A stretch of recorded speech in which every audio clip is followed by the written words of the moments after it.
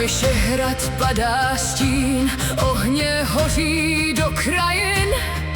Po Libuši zůstal trůn a v srdcích hněv jak temný dům. Vlasta zvedla meč a křik, dost už pánů jejich vin. Lesem táhne ženský dav, v očích bouře, v rukách smar. Noc je černá, krev je blíž, nikdo neví, kdo je kříž. Láska hoří jako dým, zítra padne každý z nich. Dívčí válka, oheň plá, zem se třese pod kopyta. Šárka zpívá do ticha, smrt jde krajem ukrytá.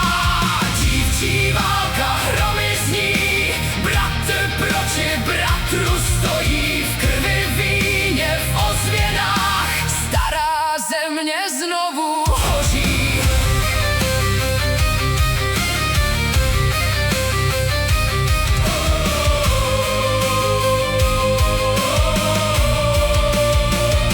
Stírat přijel pyšný sám, nevěřil prý ženským hrám. U skály však slyšel pláč, v poutech ležela jako pták.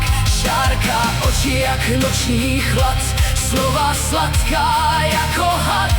Medovina otvírá cestu vlkům do rána. Roh zasněl do lesů tmavých, měsíc bledl v korunách. Po polibku místo snů přišla smrt a pád mužů. Dívčí válka, oheň plá, zem se třese pod kopyta. Šárka zpívá do ticha, smrt jde krajem ukrytá. Dívčí válka, hromy zní, bratr proti bratru stojí. V krvi víně, v ozvěnách, stará země znovu hoří.